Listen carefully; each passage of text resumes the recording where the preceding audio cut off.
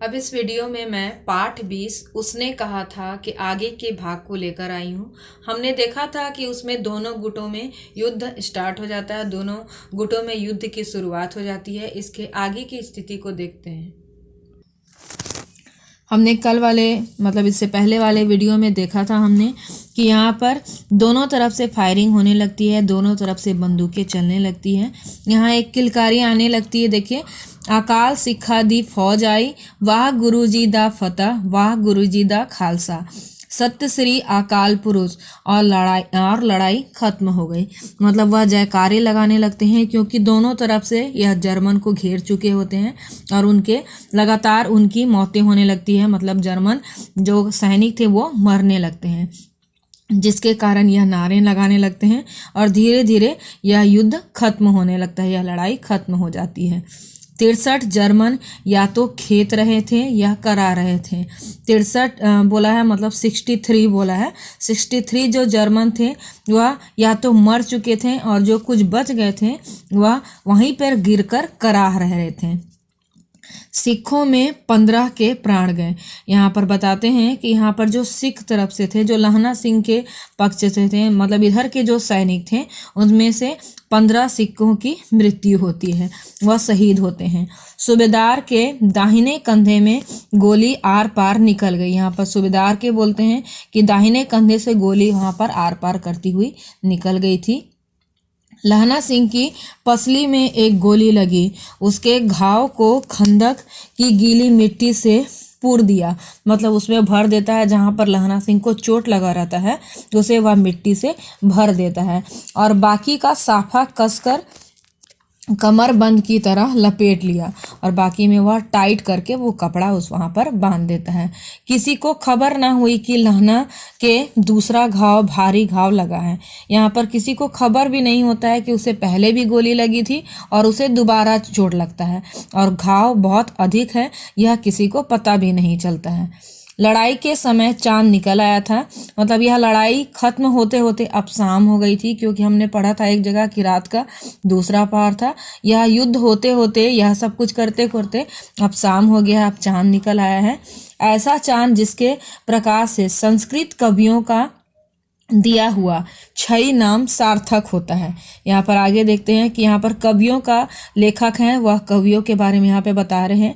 और हवा ऐसी चल रही थी जैसे कि बाण भट्ट की भाषा में दंत वीणों प्रदेशाचार्या कहलाती है। मतलब दंत वीणा का उपदेश देने वाली आचार्य को कहा जाता है। तो उसके बारे में यहाँ पर लेखक बता रहे हैं। वजीरा सिंह कह रहा था कि कैसे मन भर फ्रांस के भूमि मेरे बूटों से चिपक रहा था जब मैं दौड़ा दौड़ा सूबेदार के पीछे गया था। सूबेदार ने लहना सिंह से सारा हाल सुना और कागजात पाकर उसकी तुरंत बुद्धि को सराह रहे थे। कह रहे थे कि तू ना होता तो आज सब मारे जाते हैं। यहाँ पर अब उसकी लहना सिंह की प्रशंसा करते, सूबेदार प्रशंसा कर रहे हैं कि अगर वह नहीं होता तो आज जितने भी व्यक्ति हैं, जितने भी हम सैनिक हैं, सारे हम लोग मर जाते हैं, हम सभी शहीद हो चुके होते। तुम्हारी बुद्धि के कारण ही आज हम जीवित हैं। यहाँ पर बताते हैं कि इस लड़ाई की आवाज़ 3 मील दाहिनी ओर की खाई वालों ने सुन ली थी। उन्होंने पीछे टेलीफोन कर दिया था।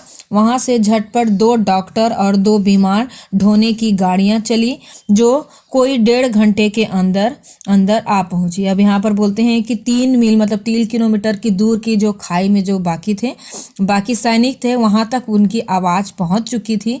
और यह इस स्थिति को जानते हुए उन्होंने टेलीफोन कर दिया था, क्योंकि पहले तो मोबाइल नहीं हुआ करता था। तो यहाँ पर बताते हैं कि वह टेलीफोन कर दिए थे और 2 डॉक्टर और 2 बीमार को ढोने वाली गाड़ियाँ वहाँ से निकल पड़ी थी। मतलब उन्हें लेने के लिए आने लगी थी, जो कोई 1.5 घंटे के अंदर आ पहुंची। वो 1.5 घंटे के अंदर वो गाड़ियां और जो डॉक्टर थे वो यहाँ पर पहुंच जाते हैं, इस खंदक में, इस खाई में पहुंच जाते हैं। फील्ड अस्पताल नज़दीक था। वहाँ पर जो फील्ड मतलब जो हॉस्पिटल था वह नज़दीक ही था। सुबह होते होते वहां पहुंच जाएंगे, इसलिए मामूली पट्टी बांधकर एक गाड़ी में घायल लेटाए गए और दूसरी में लाशें रखी गई। अब यहाँ पर जो मारे गए थे उन्हें दूसरी गाड़ी में रखा गया और जो घायल थे उन्हें दूसरी गाड़ी में रखा गया। सूबेदार ने लहना सिंह की जांग में पट्टी बंधवानी चाहिए, पर उसने यह कहकर टाल दिया कि थोड़ा घाव है, सवेरे देखा जाएगा। अब जो सूबेदार जो था वह यहाँ पर लहना सिंह को पट्टी बंधवाने के लिए कहता है, लेकिन वह कहता है कि यह ज़्यादा गहरा घाव नहीं है, इसलिए वह सुबह तक उसे देखा जाएगा, उसे आप छोड़ दीजिए। बोधा सिंह ज्वर में बर्रा रहा था। यहाँ पर जो बोधा सिंह था उसे अभी भी बहुत तेज बुखार था और इसलिए वो बड़बड़ाया जा रहा था। वह गाड़ी में लिटाया गया। लहना को छोड़कर सूबेदार जाते नहीं थे। अब ये जो बोधा सिंह का पिता था सूबेदार, वह भी चाहता था कि लहना सिंह उसके साथ चले, लेकिन लहना सिंह यहाँ पर नहीं जाना चाहता था और उसे छोड़कर सूबेदार जी नहीं जाना चाहते थे।